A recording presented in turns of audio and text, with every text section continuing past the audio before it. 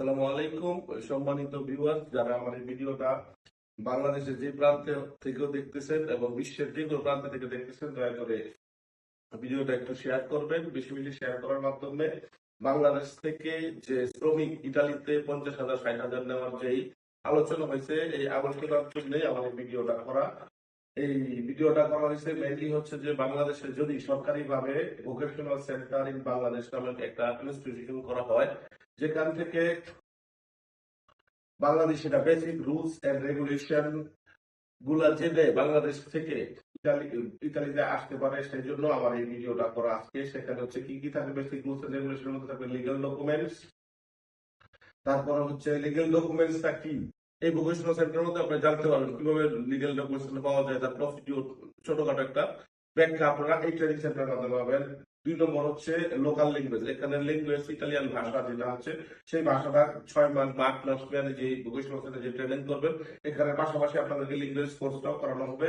3 নম্বর হচ্ছে social behaviour. এখানে আসবেন, এখানে থাকার পরে আপনাদের সোশ্যাল বিহেভিয়ার কি হবে, এখানকার লোকদের সাথে কিভাবে আন্ডারস্ট্যান্ডিং, কিভাবে চলাফেরা, কথাবার্তা, সেই জিনিসটা এই ভোকাল সেন্টারের মাধ্যমে, ভোকেশনাল সেন্টারের মাধ্যমে আপনাদেরকে ট্রেনিং করে দেওয়া হবে। 4 নম্বর হচ্ছে ল এন্ড অর্ডার।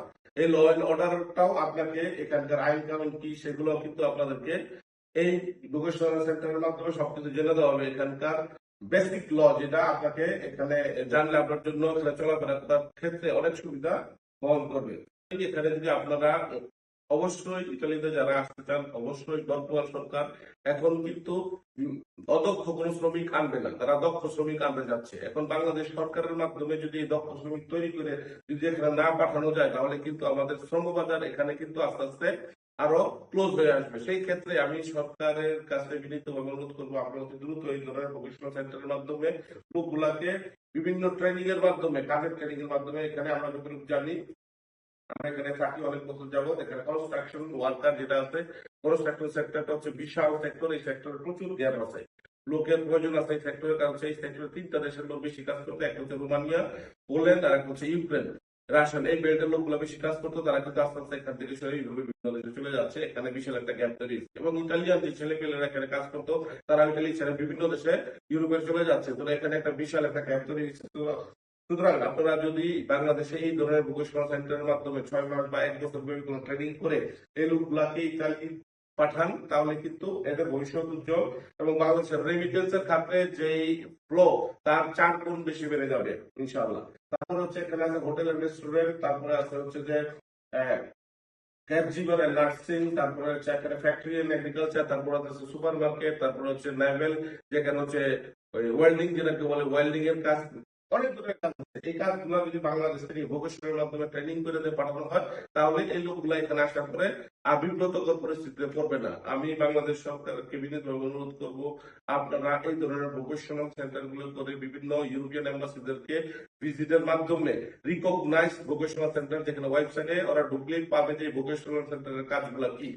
তো এইভাবে করার মাধ্যমে এই দেশের সরকার যখন ভিজিট যাবে, মন্ত্রী দেশে যখন ভিজিট যাবে, তাদেরকে ভোকেশনাল সেন্টার গুলো ভিজিটের মাধ্যমে রিকগনাইজ করাই দিতে পারলে অন্তত বাংলাদেশ থেকে এই লোকগুলো আসতে পারবে সহজ এবং সুন্দরভাবে, এবং আইসে তারা কিন্তু তাদের কাজ পাইতে পারবে। কিন্তু আরেকটা জিনিস মনে রাখবেন, যদি কেস অফ যদি কোনো লোক যদি ওই ফ্যাক্টরিতে কাজে না পায়, সে যদি কাজটা জানা থাকে, অবশ্যই সে কিন্তু তার ভাই যা বা কাজিন বা যার মাধ্যমে সে আসছে, সে কিন্তু একটা কাজের ব্যবস্থা করে দিতে পারবে। সুতরাং আমি সবাইকে বলবো, এই ভিডিওটা যত বেশি শেয়ার করবেন।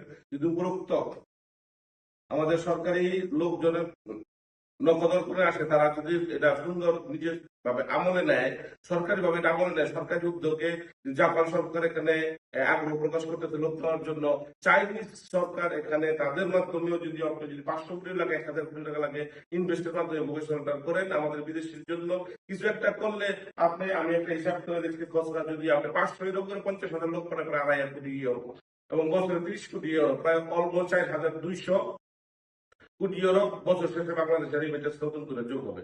সবাইকে বিনীত ভাবে অনুরোধ করবো, ভিডিওটা যত দ্রুত করে শেয়ার করুন। আসসালামু আলাইকুম।